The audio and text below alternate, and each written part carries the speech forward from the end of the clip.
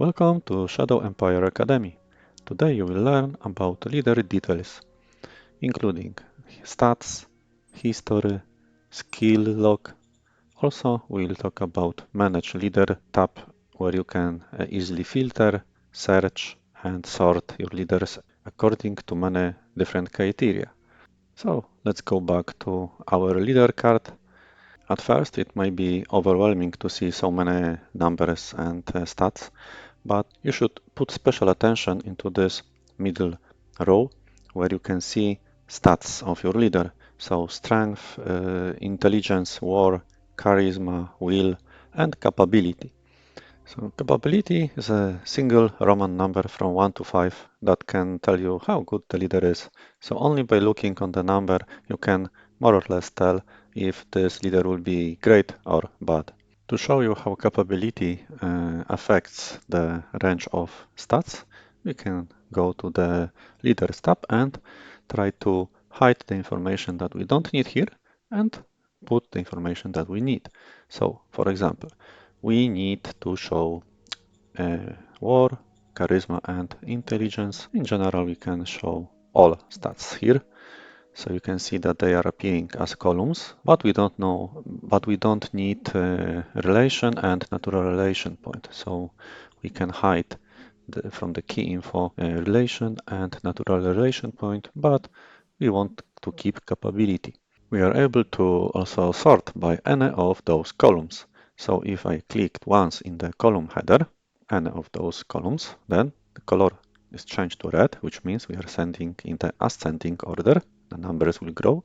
If I click once again on the same column, we change the sorting to descending mode, which is represented by green column, and numbers will be decreasing. And to remove any sorting, we need to click a third time. So I can do it on any of those columns, sort descending, sort ascending, and remove sorting. So it's a very convenient way to put on top the leaders that you are looking for. In our case, we sort ascending by capability. So from the lowest, it will let us to compare the statistics and the impact of capability on the range of statistics. So in capability 1, we have above 10 points, but below 30 points, usually on average 20. In capability 2, we can see they have more than 20, but rarely more than 40. So let's say 30 is a good stat for capability 2. Capability 3, they are above 30. 35 would be interesting. Rather, they don't have above 40. Here is an exception. So it's very good at intelligence. So we should give him some role as a scientist. And but they can also have bad roles and have 17. Okay, it happened. But in general, they should have above 30, preferred 35. Here we can see that there are two tabs. We can switch to the next screen, and capability 4 leaders will have stats better than 30, preferably 40. So 46, 40, this is good. And cap 5, our hero, above 50. You can see that war, charisma above 50. Okay, intelligence for him could be better, but willpower 47, here 59. Very good stats for our leader. Let's go back to our first leader. So we know more or less what is the influence of capability to the starting range of stats of our leaders and why the stats are important and they are really big on the screen. Because the stat can impact what's the maximum level of skills that the leader can learn. And if you can see, skills are grouped per statistics, per intelligence. For example, here, per war and per charisma. And those groups, we call them skill family groups. So we have technical skill family represented by green color and connected to the intelligence. We have a command skill family using blue color and connected to the war stat. And we have interpersonal skill family using yellow color and connected to the charisma stat. And each skill family will assign the highest skill value from its own group. So for technical, we have highest science, so 5, we have assigned 5. For command, we have high command, 56 is the highest, so the skill family has 56. And interpersonal is 0 because we have everywhere 0. And why this number is important? Because this number can affect the skills that we are not good at. For example, if our leader has level 0 at operational command, she still have a skill value because skill family is giving her some points because of the knowledge in that family of skills. Same here. Even if she knows anything about administration, but she is good at science, and science is part of the same skill family, and our skill family is 5, because of that, the game add a little to other skills that we don't know, but are part of the same skill family. Those skill families are also visible when you nominate leaders. Let's go to our decisions, and if you can see that the game is showing us skill families and the highest value from any skill in that family. This will tell us on this level. This is to help us to decide what is important without getting into the details. But of course, it's always better to click and check if this leader is good. Okay, we can go back to our initial leader. We know how the skill family can impact skills that our leader doesn't know. And now, question, what is the maximum level of the skill that our leader can learn? Because using the experience, our leader can over time increase the skills. And what is the maximum level? And answer, the maximum level is depending on the stat. Twice the stat is the maximum level. So in this case, for any of the skills in the technical group, the maximum level will be 28 multiplied by 2, so 56. For the command skill family, any skill can have maximum level 34 multiplied by 2 is 68. So 68 is the maximum that the leader can learn in this skill family group. And for charisma, so interpersonal skill family, 26 multiplied by 2 is 52. So 52 will be the maximum. That's why the statistic is very important. Probably the most important for your leader is to check which is the maximum statistic and try to improve skill related to that statistic. Okay, so we know what's the maximum level, but when the game tests different events or we execute stratagems, the game is using that value, so the skill total value. And the skill total value is a sum of level of the skill plus the statistic. So in this case, 22 plus 33 plus 34 is 56. So another reason why the stat is very important, because it's also adding its current value to the statistic, but only when the level is above or equal 20. So for example, here you can see that our level is 2 and the game did not add 28 plus 2 because then we would have here 30, but we have only a fraction of 28 because for each point below 20 we have 5% of that number. So in this case, we are adding only 10% of the intelligence, which is rounded to 3. So we have 2 plus 3 is 5. That's very important to understand how the statistic can limit your maximum level and how it impacts the total value of your skill. And now you will learn what this strange symbol means. The strange symbol is representing the skill where our leader recently gained some usage points. Usage points are to track what was our leader recently doing. So if our leader is doing some science, then we will improve in science. If our leader has some roles for high command, here we will see that we have 15 usage points. So it means that this leader is spending most of his time on testing the high command skill and sometimes rarely science skill and none of the other skills. Over time, the usage points will decrease, and the usage points are an indicator for the game which skills the leader would like to improve by his experience. If you can check in the history tab, the leader is each turn is spending some amount of experience to successfully or unsuccessfully improve one of his skills. And which skill will be chosen by the game that the leader can improve depends on many factors, but one of the most impactful factor is if leader has many usage points. So we can expect that this leader will try to improve mainly in high command. So we can check the log and we can see high command improved, high command, high command, high command. You can see that this leader is usually trying to improve high command because it's using the high command.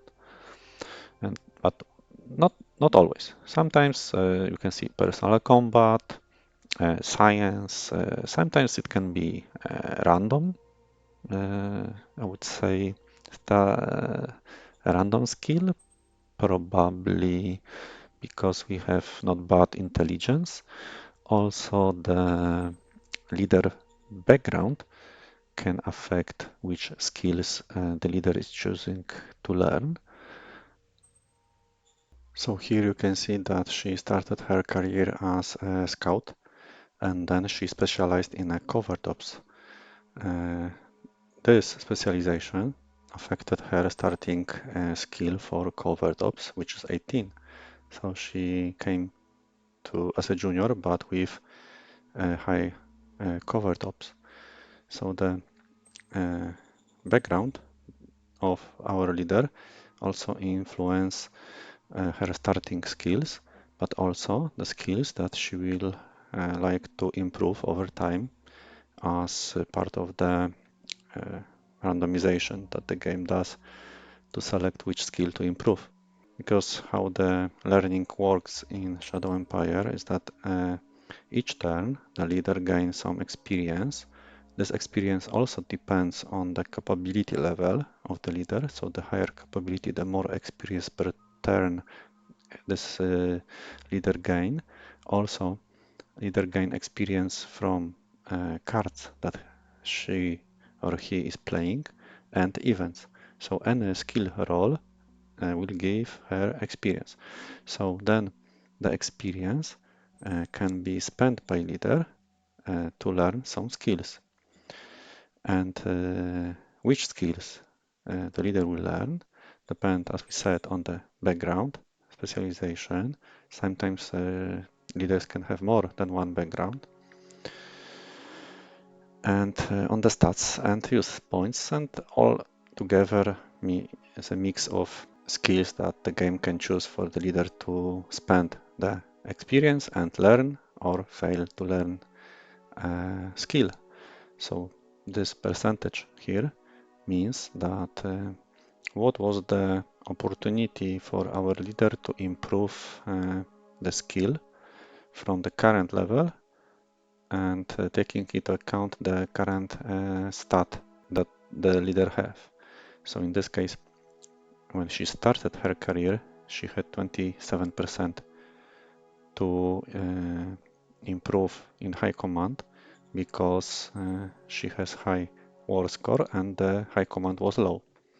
But over time, when she improved the high command many times, here from 22nd level to improve the skill, she has 5.4%. So it's much lower than when she started her career. So this percentage will decrease when the leader will learn new skills and the higher the skill level will be, but also the base value is impacted by the value of the stat. So the higher the stat is, the higher the base value will be. Okay, so we know more or less how the leader spent the experience to learn new skills, and that we can impact which skills the leader can learn by playing some cards and giving a specific role for our leader where the leader is able to use specific skills. For example, as director of staff council, in the skill log, we can see which skills she is using on daily basis because of her job. And you can see that as staff council, all tasks on this position are using high command role. So on this position, she can really improve her high command. But if we have, for example, Supreme Command Council, we can see that he's using many different skills.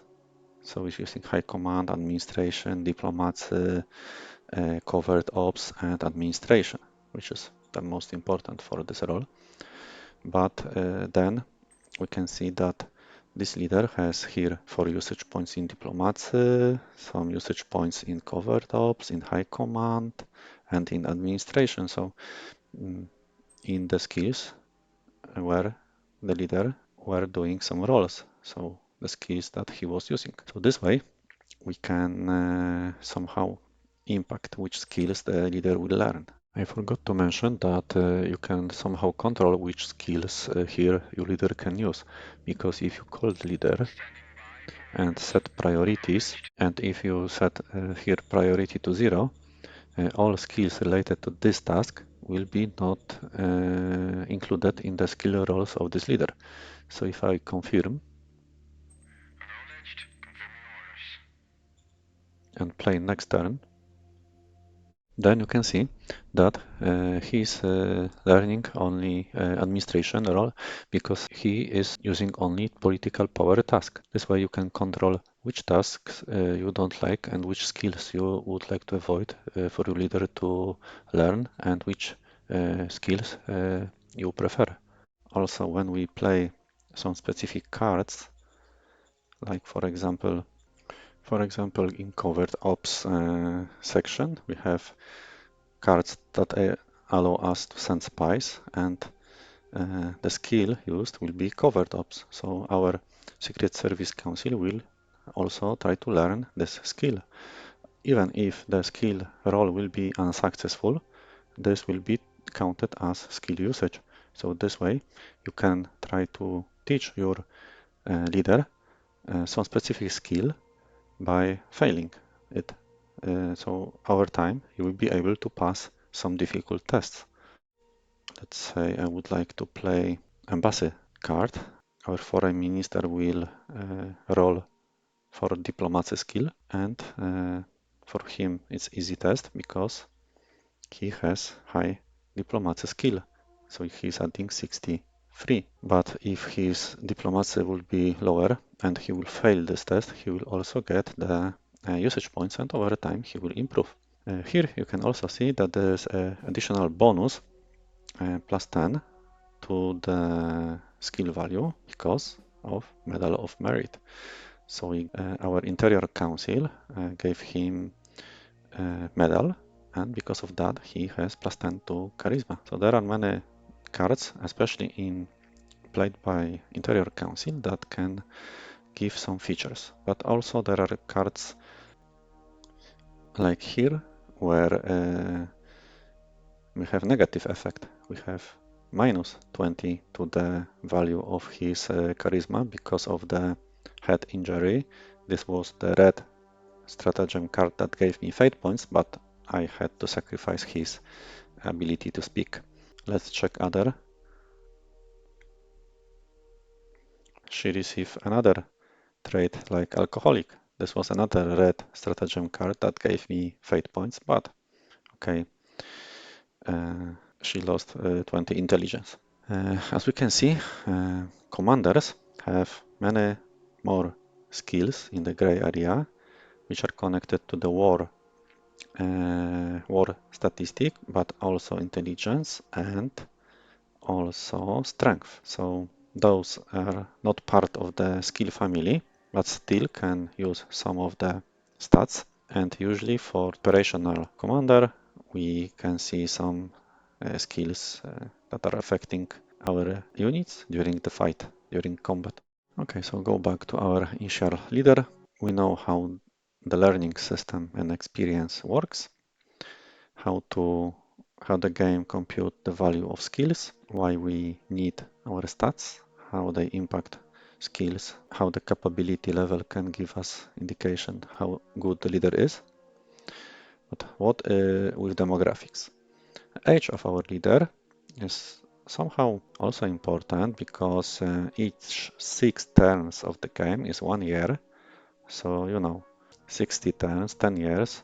And after reaching the above 60 or I don't remember 65 years, the leaders will have some percentage that they will retire and resign on their own. And it depends also on the strength. So above 65, the strength, there will be a chance that the strength will be decreasing, and the lower the strength is, the higher the possibility that old leader will be willing to resign and go and retire. So if you plan a long game on larger map, it's good to have young leaders, but if you have old leaders, expect that they can go for retirement and you should train some replacement for them. Relation, one of the most important aspects of your leader. If you keep it high, it's giving you the bonus to everything that the leader is doing, so keep it high. But for relation, we'll do another video because it's more complicated. Loyalty also affecting somehow relation, but it's growing slowly if the relation is higher and it's decreasing slowly if the relation is lower than the loyalty. Seniority means how long this leader is on his position and how senior he is or she. And the higher the number is, up to 100, the more difficult and more expensive will be to do a change, like calling and giving him better job or no job. The cost will increase the more senior the leader is. And also in the leaders section, if you would like to retire some leaders, the cost will depend on the seniority. So it's more expensive to retire seniority around 30. It's cheaper to retire seniority around 10. But you see that seniority 70, you need to pay 1000 credits to have 50% chance to retire someone who has more or less of 70 seniority. So, the more senior the leader is, the more expensive will be any change to his position. Okay, go back to our screen. Sustainability is a calculated value that is giving you rough estimation how good the leader is on that position. So as a staff council, it's calculated from the skills that on this position the leader will use. So in her case, all skills are high command. That's why our high command is 56, so we have 56 sustainability. So the higher the high command, the better this leader will be on her role. And now profile section. Profile section is very important to keep your leader happy. So to avoid problem of relations. So the more pluses here you see, the more green this specific profile is, the more the leader like this profile, and any events and your decisions will affect one of these profiles in your empire. So if, for example, in one event you will increase mind, and this leader will have big increase in the relation. So it's good to keep leaders who have positive profiles. But for example, this leader has negative profile. It's marked by red. Hopefully not 2 or 3 minuses, but only 1. But he will be unhappy because of some of the decisions. So it's better to have leaders who have green profiles than the red profiles, but he's cap 4.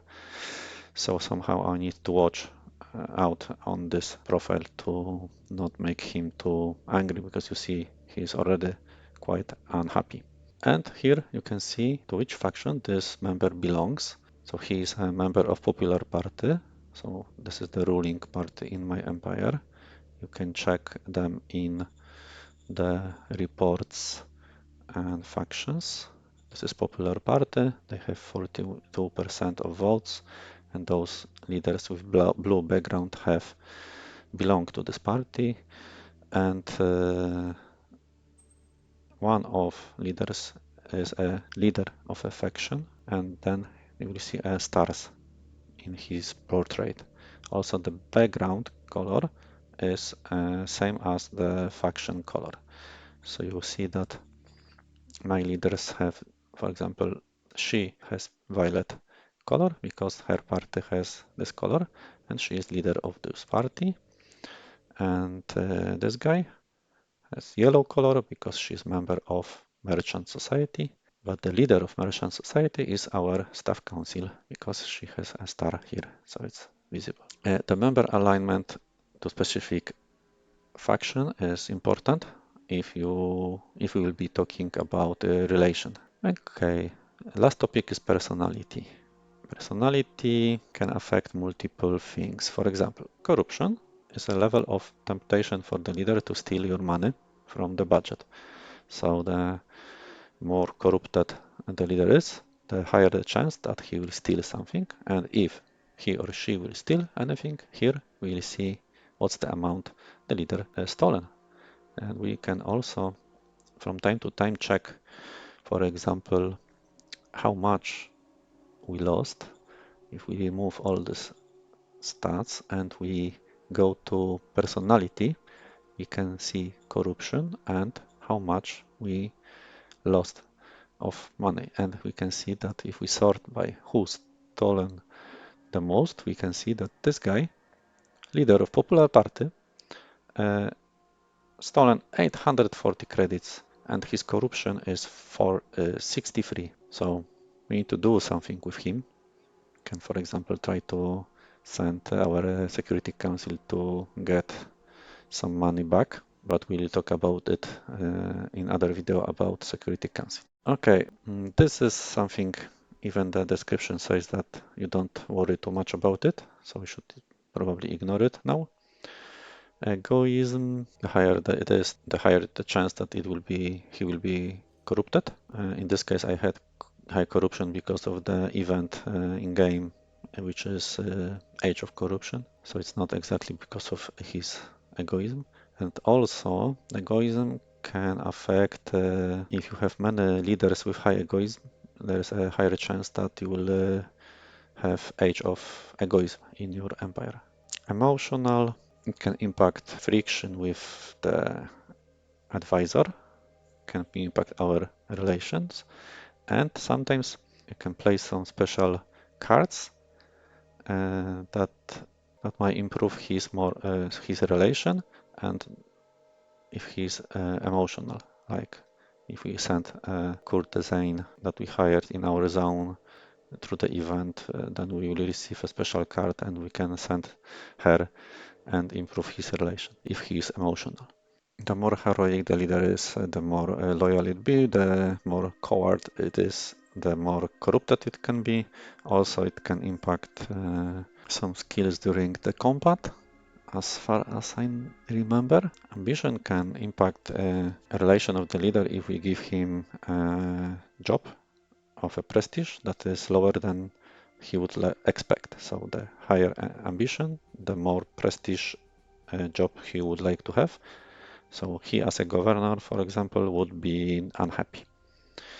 But as a director, he is okay. Authority, it means how easy it's to influence him. And for example, how easy it's to get money back from him in case of playing interrogation card by security officer. So if he has low authority, it's easier to get the money back. But in this case, it will be more difficult. In general, it's good to read all the descriptions, and there is a quite good explanation what each of the personality attributes does. Okay, and the last tab we can speak about is compare. So here you can filter your leaders by some type of job, like if we are looking for operational command skills, we can check leaders how they compare using that category. Or if we are looking someone who would be good governor, we can click here and check who from our leaders would be a good governor,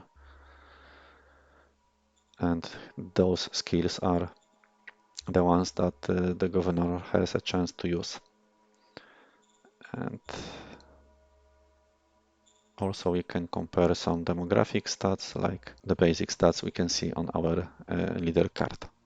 And if, for example, we are looking for a good operational commander, then we can here also filter and limit the amount of leaders to their current role. Like, for example, show me everyone who is in the reserve pool, and then I can try to find good candidates for this role, comparing their skills. But I find most convenient to use this screen and simply filter out attributes or skills that you are looking for. So in case of candidate for operational commander, I will go to the command skills, select operational command.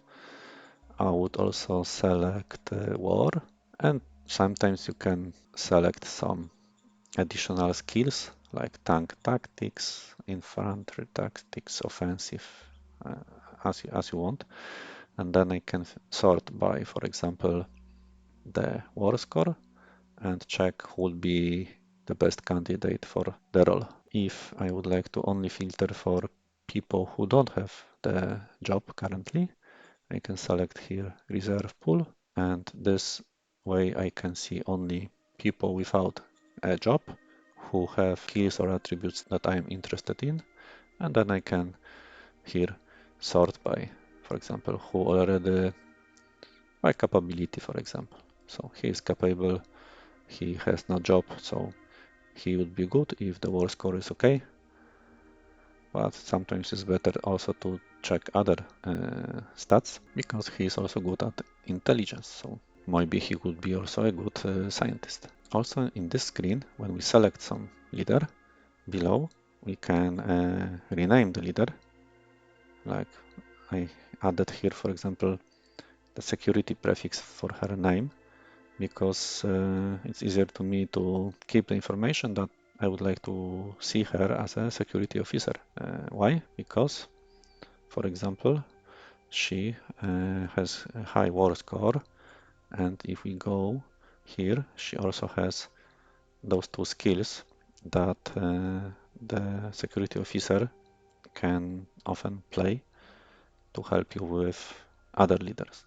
So for me, those two skills and high war score, which means in future she can learn a lot covert ops, means that she can be a good security officer. So I renamed her and gave her a security prefix. Also, you can play directly stratagem cards on specific leader. So then she is selected here by default, and I can play like I would like to threaten them or retire them or help to do some spy operations if she would be a security service officer. So from this screen, we can do a lot of actions for our leaders. Usually I simply filter here reserve pool or anyone depending on the current needs.